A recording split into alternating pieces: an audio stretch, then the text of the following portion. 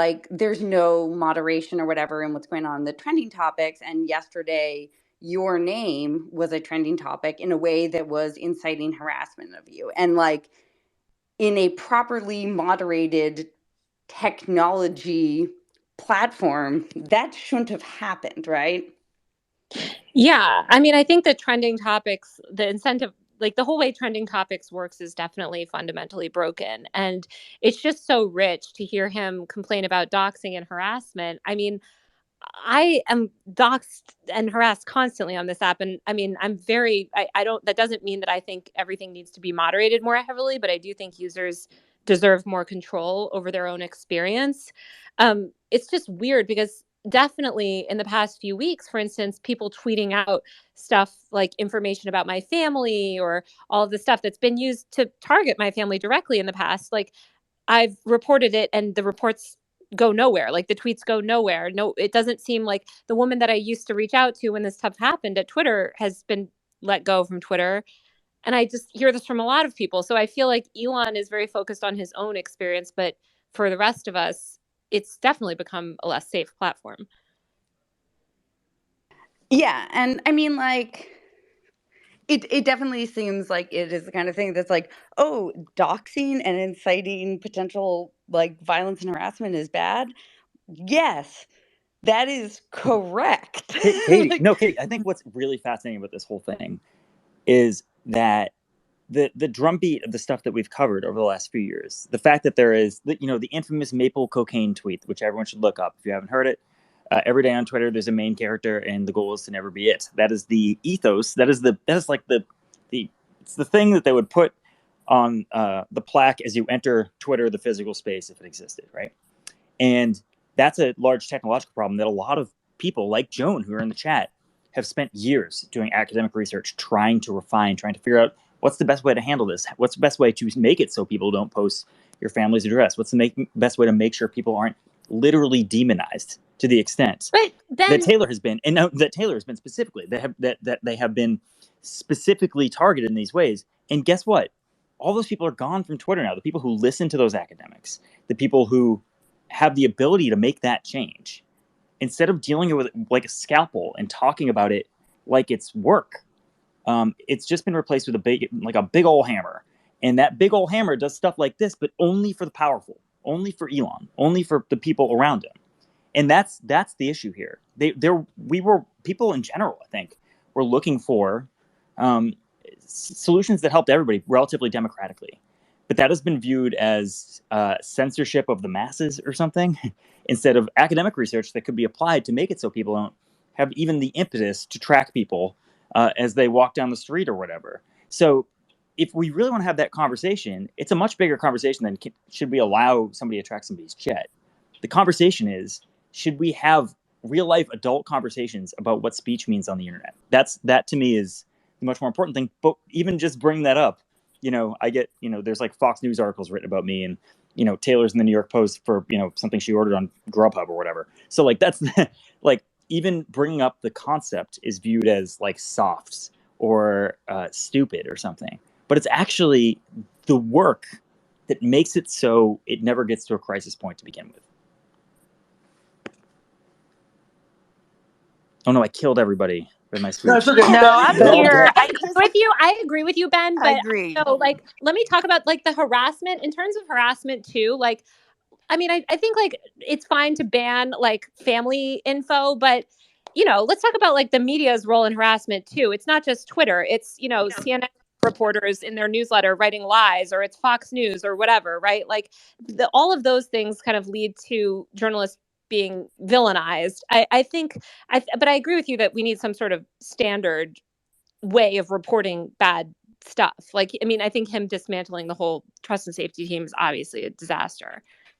But I don't know. The main character thing is just as much of a problem on TikTok, in my opinion. Definitely true. And that's the other thing that we're not talking about, because we're all old people.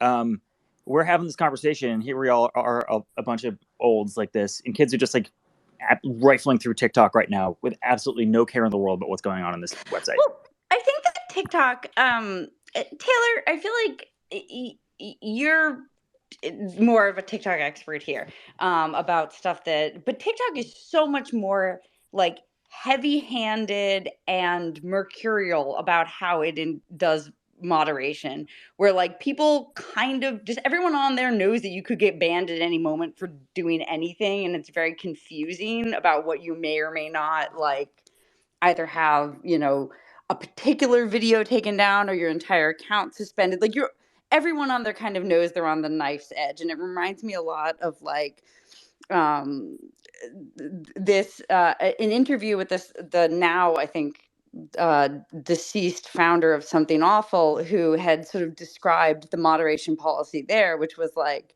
the reason that the moderation, like it was a good community on there because they were like, we will ban you if we don't like what you say. We will ban you if we don't like what the weather's outside. Like we will just ban you because we feel like it, and we won't tell you, and we don't give a shit. Like we just, we wield the ban hammer like whenever we want. And weirdly, that made for, because it was small, it made for a good community because people just got banned, and the sort of community values of that worked. But I do feel like with Twitter, it's kind of everyone's like, you could just get like disappeared at any moment, and there would be no logic behind it other than maybe you said the words like sexual abuse or something like that, right? And that I don't think is a better version than what's happening on Twitter, where like there Well, was at some point attempts at logic behind it. yeah, I will say that but TikTok almost never bans people for harassment. Like they will, you're right. Like you can say the word Nazi, as I did in a recent video, and get flagged and your video will be removed, which makes it very hard. And they're not as bad as Instagram. Instagram is by far the worst in terms of moderation and just how heavy-handed they are. And I hate that. I'm very against a lot of that stuff. I'm very for free speech, despite what a lot of Fox News says. But I think, I mean, I don't think it's that easy to get banned for harassment on TikTok, just because, like, you know how it is. It's like there's a main character on TikTok, like everyone's making videos. Yeah, maybe like the meanest 2% will get deleted, but like who the characters are on TikTok every day. You know what I mean, Katie? Yeah. Um, but it does, yeah, like the idea that like I don't know, that like it feels like TikTok is like you're kind of walking on spongy ground where you could fall into the quicksand at any moment. And for a while it felt like everyone kind of knew what the rules were on Twitter, right? Like they were kind of clear, and the people who got banned usually kind of deserve to get banned. Um, and today, I mean, with Drew and Matt Binder and Ryan Mack and a few others getting banned, it definitely felt like, oh, the logic of how we're operating here has all of a sudden just fallen through. Like a little bit unclear what's going on now. Yeah, I feel like these bans are just so arbitrary. And the fact when I saw that Drew got banned, I mean, Drew, who obviously has been so brilliant up here, is just like one of the most even-handed reporters. Like I would expect me to get banned before Drew.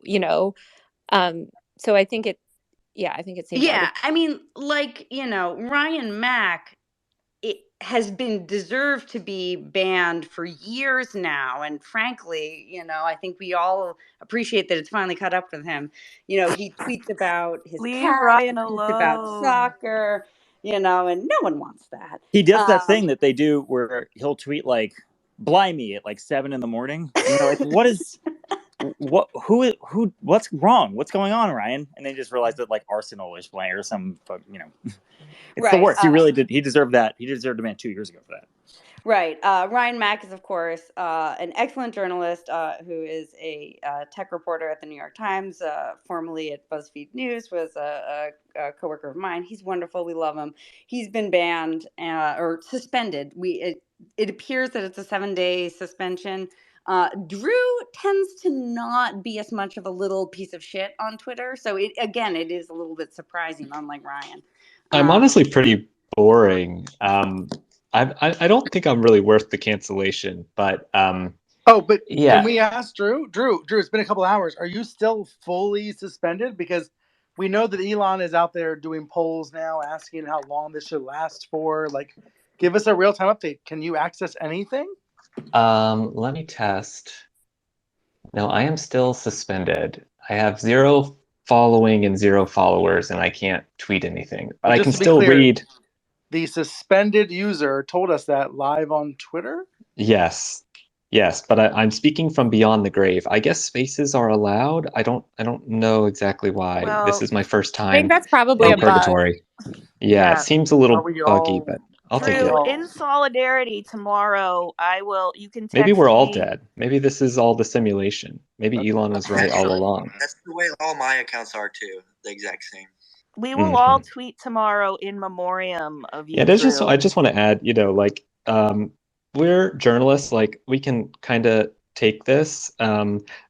This kind of like arbitrary, capricious management actually worries me more about the people who don't have big platforms and rely on Twitter for doing their own community journalism, doing, advocacy, activism, Right. whistleblowing, right? All sorts of important things where they don't have, a bunch of great reporters and editors and listeners and have a platform, but like are trying to like the fact that they can just sort of be wiped off of Twitter by the owner who can change sort of policies willy-nilly. I think that's again that undercuts the whole vibe and mission that Twitter has been pushing for years. And it's kind of unfortunate if that microphone gets taken away from all these people who could really use it.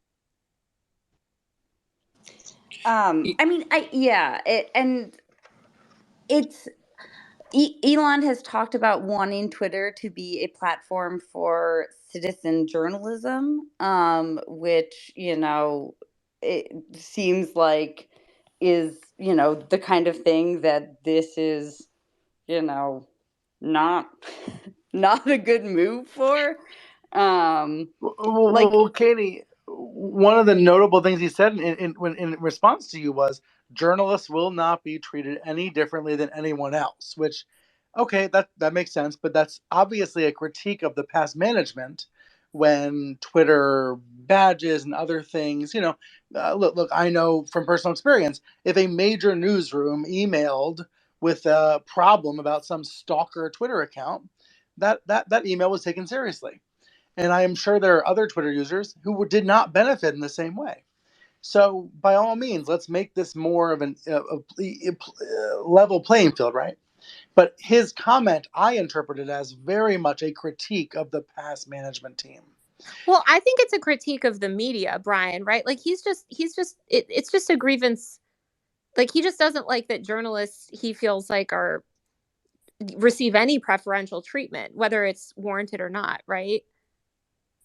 Like I don't even know if it's the management. I just think I mean, obviously it's the Yeah, I management. think it depends on what you mean by journalist and who you define as journalist, and Yeah. that's an interesting conversation given what's happened this month. But we're seeing a lot about what's in his headspace. And by the way, the fact that he left this chat so fast is so interesting. He has spent he spent a greater amount of time, let's just say, in other Twitter spaces. But for some reason, Katie, Drew, he did not like your questions. I know, I mean, Shucks. Don't were you they guys just want not to good think about something questions? else, by the way? I just like we just went through 5 years of trying to get in somebody's headspace, and now we're just doing it again. We're just rehashing this thing. Like, I can we, got to dip, but bye guys. all right, bye, Taylor. I'm just saying, like, I'm gonna go too. Actually, I literally have not eaten dinner because of this. This is a very whole stupid thing that I have to deal with. But we are once again spending all of our time psychoanalyzing one guy and trying to figure out the as Drew said, capricious decisions that he makes that try to make larger political points and kind of fit in with larger with a political idea that he's trying to push. But I just don't want to. I don't know if we have to. I hear you. Katie, I take it have away. I'm gonna get out of here. I'll see you guys later. You're all wonderful. Bye. bye. I hope you eat whatever it is that is the giant plate of